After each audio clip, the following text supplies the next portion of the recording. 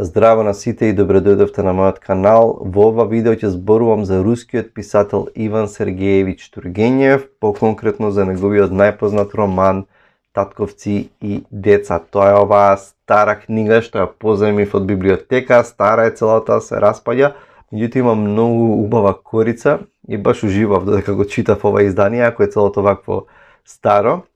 Меѓутоа нема да зборувам само за романов, претходно најпрво ќе дадам еден контекст, ќе кажам неколку збора за животот на Тургенев, за неговите најважни дела, за да знаете за каков писател станува збор, за стилот негов. Понатаму сакам да направам едно авторско видео, авторски профил за Тургенев, каде што малку повеќе ќе зборувам за неговиот живот, за неговиот стил и за неговите дела. Меѓутоа сакам сега да дадам контекст и да спомнам нешто и за неговиот живот. Со големо задоволство го правя видеово и се надевам дека ќе го изгледате до крај. Ако не сте стиснале subscribe на каналот, можете да го направите тоа сега или да ме заследите на Instagram и на Facebook. Обично кога помислуваме на руската литература, први две имиња што, особено во 19 век, или и први две имиња што ни се појавуваат се Достоевски и Толстој, и така секогаш одат во пар и сметани се за двајцата, за најголемите руски писатели. Тоа е дискутабилно. Па подоцна 19 век ни текнува, нели, го ставаме тука Гоголь, па Тургенев, нели, па Чехов или Лермонтов, или 20 век, не знам, Платонов, Булгаков, Солженицин, зборам од целиот 20 век, и Максим Горки и други писатели. Меѓутоа, во времето кога творат, Тургенев е современик на Достоевски и на Толстој, ако е постар од нив, во тоа време тој бил многу популарен писател и од двајцата. Всушност, делом на таа популарност се должела на тоа што и живеел долг период и периодично живеел во Западна Европа. Всушност и умира Тургенев во Франција, и станал популарен и на некој начин им ја отворил вратата и на други писатели, и се смета дека е негова заслуга тоа што била отворена вратата и за Толстој и за Достоевски на запад, да речеме, или во западноевропските земји во тоа време. Значи, односите со Достоевски и со Толстој биле така затегнати, не топло-ладно, со Толстој со години не зборувале, меѓутоа на крај се помириле и така натаму, за тоа нема да зборуваме сега. Тургенев е роден во 1813 година во благородничко семејство. Татко му најчесто бил отсутен, расте, значи, со една авторитативна, цврста, строга мајка, и некои сметаат дека можеби и заради тоа некои од неговите женски ликови се така строги, цврсти, силни карактери, додека па обратно некои од машките карактери се неодлучни, нестабилни. Иако бил джинот човек, бил многу висок и огромен човек така како фигура, Тургенев не бил нападен, бил дури несигурен, тивко зборувал и така натаму, значи не бил таква нападна фигура која што се расправа. И мислам дека Толстој бил по кавгаджија во таа смисла, и се образува во Москва, во Санкт Петербург, студира класична филологија, класични студии. Подоцна оди во Берлин и таму студира, учи филозофија. Во тоа време, нели, се запознала со Хегеловата филозофија. Хегел во тоа време е богот на, не знам, западноевропската филозофија, значи е на врвот на популарноста и така натаму, неговата филозофија. И се спријателува тамо со Густав Флобер, со Хенри Джеймс, со многу познати ликови во тоа време, и значи уште за време на неговиот живот ужива слава одредена, значи книжевна слава, ја познат, се дружи со тие луѓе, се враќа во Русија, значи оди во Русија, се враќа во Западна Европа и на крај умира во 1883 година, умира во Франција. Тургенев пишувал раскази, пишувал романи, новели, драми и така натаму, меѓутоа за прв пат го привлекува вниманието или се докажува како писател со ова дело, а тоа се записите на Ловецот, ова е во 2 тома. Ова е интересно дело затоа што тука на некој начин е револуционерно дело. Сега може револуционерно не е правиот збор, меѓутоа ова се една збирка на раскази, на обични селани кои што ги среќавал во близина на поседот на неговата мајка, на село, додека одел да лови, се среќавал со разни луѓе и ги става приказните на тие селани во овие раскази такви какви што се, значи не се накитени од нивна перспектива раскажани. Сега зошто е тоа толку важно? Може да кажеме па добро што направил, пишувал раскази за селани, големо чудо. Меѓутоа тоа е времето пред да се укине крепосништвото, нели пред да се укине кметството, тоа е оној нели феудален систем во кој што селаните не биле слободни да поседуваат сопствена земја и така натаму. И се смета дека 1861 мислам дека официјално се укинува тој систем, нели, ама тоа бај требало време подоцна тоа да се расчисти целата работа. Меѓутоа се смета дека Тургенев на некој начин допринал со овие раскази неколку години претходно да во промена на атмосферата, на подобро, нели, кон укинување на крепосништвото, и со тоа што им дал глас на тие селани, ги прикажал такви какви што се во нивната животна средина и така натаму. Други познати дела му се, едни од попознатите му се Прва љубов, тоа е една автобиографска новела, Дворјанско гнездо, ова ја имаме во понов превод, ова во издание на Бегемот, нели, Татковци и деца, за кои што ќе зборувам денес, Спроти новите дни и така натаму. Се смета дека стилот на Тургенев и Тургенев како писател не е толку руски писател, колку што е повеќе со француско влијание, западноевропско влијание, значи поразличен писател од Достоевски и Толстој, да речеме. Наспроти нив го нема, кај него, да речеме, го нема славјанофилството, пример, или религиозните теми што подоцна Достоевски ги прифаќа во неговиот живот и ги вметнува во неговите романи, ниту пак, да речеме, и историската грандиозност на Толстој. Тургенев бил некаде во средина, тој немал цврсти политички ставови и повеќе го интересирало пишувањето пишувањето и прозата од уметничка страна, од артистичка страна, од естетска страна, значи бил под влијание на Хегел, меѓутоа тука да не го заборавиме и Шопенхауер. Неколку работи што треба да се знаат за Тургенев. Една работа е дека никој не опишува природата како Тургенев, зборуваме за тоа време, особено ако ги читате записите на Ловецот, ќе видите за што станува збор, за каков мајстор е во однос на тоа, во описите на природата. Друго, Тургенев не се обидува преку неговите дела да донесе некакви морални заклучоци или да ни наметнува некаков морал, значи него повеќе го интересира уметничката страна на делото, значи тој ги остава неговите ликови да се зборуваат самите за себе и едноставно не пробува преку нив да не натера да донесеме некои морални заклучоци или да заземаме страни. Значи тоа беше накратко за Тургенев, за неговиот живот, за неговите најважни дела, значи еден мал контекст за стилот негов, за да видиме за каков писател станува збор. Сега неколку збора за Татковци и деца. Татковци и деца го издава во 1962 година и според многу луѓе е еден од најдобрите романи, руски романи, па и европски романи во 19 век. Значи многу луѓе од Флобер, Ги де Мопасан или подоцна, нали, во 20 век Хемингвеј бил голем фан на Тургенев и така натаму, и се смета дека незаслужено е фрлен во сенка и на сметка на Достоевски, да речеме, на Толстој, дека артистички е многу силен и на нивно ниво е од таков калибар писател. Ќе кажам неколку збора за романот, прво за сюжетот малку и подоцна со кои теми се занимава и што мислам дека е така најсилната, најглавната идеја во овој роман. Значи, на самиот почеток на романот го гледаме еден човек по име Николај Петрович Кирсанов, како го чека неговиот син да дојде со кочија, да се врати од Санкт Петерсбург, каде што дипломирал, завршува факултет.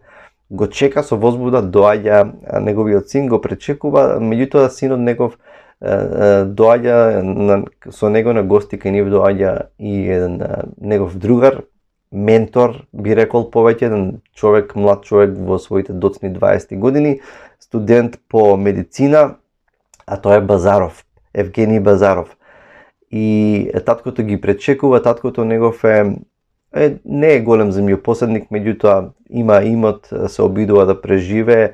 Неговата сопруга е почината и тој живее со неговиот брат Павел Петрович Кирсанов, кој што е еден господин кој што се држи до на англиски стил, така не е денди, меѓутоа е така еден човек што сака да се дотерува и бил на времето популарен и славен, така натаму. Тие се живеат заедно, се грижат за домаќинството, со голема возбуда ги пречекуваат двајцата млади луѓе, нели, синот Аркадиј. Меѓутоа по некое време почнува еден конфликт на идеи, особено меѓу чичкото на Аркадиј, Павел, со овој човек Базаров, кој што себе си се смета за нихилист, и ќе кажам нешто повеќе за тоа, кој што е слободоумен и не прифаќа никакви традиционални вредности и се што е утврдено и така натаму. Подоцна во романот овие двајца луѓе ќе се запознаат со една вдовица, 29 годишна вдовица Ана Сергеевна Одинцова, кој што е една шармантна господја, кој што така учена, исто слободоумна господја, кој што живее на незиниот имот со незината помала сестра Катја. За да подоцна овие луѓе го продолжуваат своето патување и одат кај родителите на Базаров. Родителите на Базаров не се земјопоседници или не се благородници или не поседуваат голем имот, неговиот татко е бивш армиски и доктор.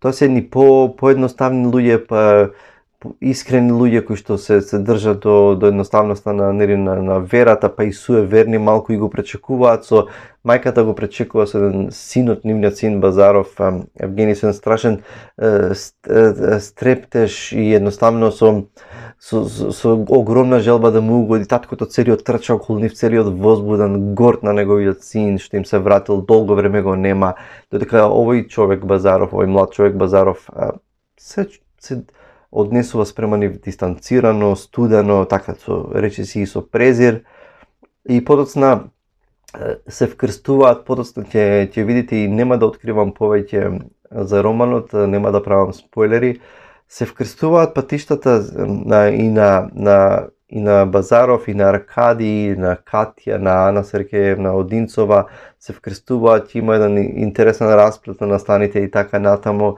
Меѓутоа тоа ќе го видите, ќе го прочитате и ќе уживате во оваа приказна која што е одличен романот. Мислам, на страна сега е уште на сред видео да дадам коментар, романот е одличен и ќе уживате кога ќе го читате. Меѓутоа, интересно е што се наметнува темата на нихилизмот, и сега во видеото за Достоевски и за демониот Достоевски зборував за дека Достоевски ја зема таа тема на нихилизмот, нели тој руски нихилизам, и сега во ова видео нема да објаснувам, можете да одите на мојот канал и да го најдете видеото за Достоевски и демони, и таму давам малку повеќе зборувам за каков нихилизам станува збор и така натаму, затоа што тука Тургенев ја начнува таа тема, меѓутоа во многу по-лајт верзија.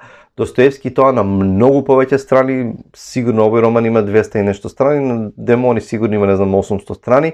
Таму многу по-хардкор, многу по-дарк, по-мрачен е Достоевски, и во особено нели со тие негови психолошки профилирања, да речам, и навлегување во темната страна на човековата психа и така натаму, на тие нихилисти и се што оди со тоа. Меѓутоа, ова е многу по-ведра, по-лајт верзија на сето тоа. Меѓутоа, овој роман на некој начин го популаризира тој термин и е предвесник, затоа што демони, па Излосторство и казна е напишан неколку години по овој роман, а демони мислам дека е уште подоцна напишан. Се смета дека Тургенев го пишува Татковци и деца како во одговор на една културен раздор што се појавува во Русија во тоа време. Тоа е во 30-тите, 40-тите години, помеѓу либералите и помеѓу едно нихилистичко движење. Либералите, да речеме, во случајов тие либерали слободоумни луѓе до некаде се татковците на овие две момчиња во овој роман, додека тие ново движење, нови сили се тие така наречени нихилисти, кои што ставаат се по знак прашање и ги предизвикуваат сите утврдени вредности или традиционални структури и така натаму. Меѓутоа, голема улога игра во Русија тогаш и славјанофилството на луѓето. Тоа се луѓето кои што сметаат дека Русија треба да се врати на духовниот пат на православието и духовноста и старите традиционални вредности и така натаму. Меѓутоа Тургенев тука го воведува нихилизмот, што во основа би значило просто кажано уништување на сите вредности и традиции што до тогаш постојат. Значи се треба, еден многу важен момент, тоа е дека се треба да се просуди низ призма на науката, на материјализмот. И интересно е што Базаров е токму тоа. Базаров е студент по медицина и цело време нешто сецира, бара, шета, таков има такво држење и тој човек на науката. И како што се вели на едно место во романот, вели еден чесен хемичар е 20 пати по корисен од еден поет. Значи тоа е тој став на супериорност на науката наспроти уметноста, пример. Значи и според Аркадий, нихилиста човек кој што во Романов, нихилиста човек кој што не признава никакви авторитети, не прифаќа ни еден единствен принцип на верата, без разлика дали тој принцип е едноставно е респектабилен или до тогаш бил почитуван и му се давала вредност. Со други зборови, нихилизмот го отфрла сето она што е свето, вклучувајќи религијата, традициите, обичаите, па дури и уметноста, затоа што нема утилитарна вредност. И сето ова отвара огромни филозофски прашања во кои што нема да навлегуваме сега, меѓутоа може да се каже до некаде дека нихилизмот, во овој случај значи зборуваме, дека ги гледа работите низ призма на нивната утилитарност.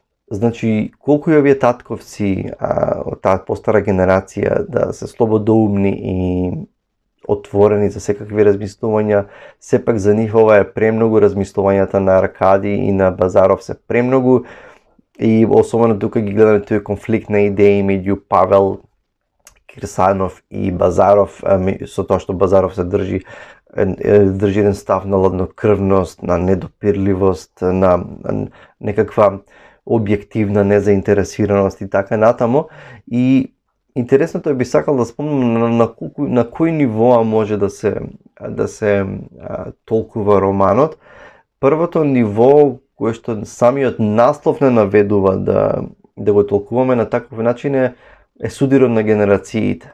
И то природно дојде да кажете, овие татковци се сега веќе нивното време поминало, ова е ново време, нови идеи, овие нова генерација која што ги предизвикува. Меѓутоа, тоа е само површно гледање на работите. Друго, затоа што многу подлабока идеја има тука според мене Тургенев. Од друга страна може да кажеме, тоа е судир и на, па до некаде и класен судир, затоа што двете семејства, татковците на овие луѓе и нивната позадина не е иста. Да речеме додека Аркадий Кирсанов доаѓа од едно по-богато, земјопоседничко семејство, од друга страна пак Базаров доаѓа од многу пообично семејство, значи не доаѓа од семејство на селани кои што живеат и работат кај некој друг, меѓутоа сепак се многу посиромашни, многу поскромни луѓе и сепак има интересен момент што овој човек кој што е побогат, Аркадий, младиот Аркадий, кој што може да биде возгордеан и да биде надмен, сепак тој има на многу убава една близина со татко му, една почит, една љубов за неговиот татко на многу убав начин прикажано, додека Базаров кој што доаѓа од посиромашно семејство е надмен и со презир ги гледа неговите родители и така натаму. Татковци и деца може да се толкува на повеќе нивоа, значи повеќе слоен романен, меѓутоа Тургенев, како што кажам, значи не донесува морални заклучоци, не морализира, да речеме како Достоевски. Тука значи се спомнате нихилизмот, меѓутоа Базаров не е некаков одвратен лош човек кој што ние го мразиме додека го читаме роман. Значи тоа е историјата на Тургенев, додека Достоевски знае по-контрастно да ги прикажува работите, нели тој нихилизам да го прикаже во цела негова мрачност или така натаму, и е многу поангажиран и мислам дека тоа е една од неговите најголеми слабости на Достоевски, додека Тургенев е многу посуптилен и многу поартистичен во таа смисла. Она што го гледаме е што дури овој човек, нели, кој што ги отфрла сите вредности, кој што нели се држи до себе си, едноставно не се отвара, има едно нешто, има еден фактор кој што успева да едноставно да ги пробие сите бариери, сите негови штитови да ги пробие и да едноставно да го остави ранлив. А тоа е еден фактор, една сила, еден поим кој што постои од секогаш и кој што и ќе постои, а тоа е љубовта. Што мислам по тоа? Има во неговата средба со оваа шармантна господја Ана Сергеевна Одинцова, овој човек во таа средба колку и да се држи да смета дека па ниту љубовта нема никаква верност и сето тоа е се што е романтичарско, се што е базирано на чувства, тој го отфрла, меѓутоа кога доаѓа љубовта, кога е соочен со жената што стои спред него со незината убавина шарм, со мистеријата која жената ја представува, тој е разоружан и не може да си помогне себе си. И токму љубовта се покажува дека може да пробие во најдлабокото битие на секој човек. Од друга страна ја гледаме тука, од друга страна е љубовта на родителите.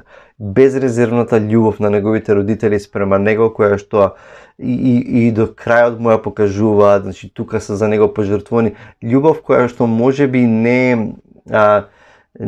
е базирана на толку на знаење, на наука, на утилитарност, на материјализам и така натаму, меѓутоа која што е би рекол една духовна сила, една духовна димензија која што ги надминува, ги трансцендира овие нешта. И мислам дека Тургенев и го финишира феноменално. Крајот на Татковци и деца, последниот параграф, е еден од најубавите параграфи што е краеви на роман што сум ги прочитал кога и да било.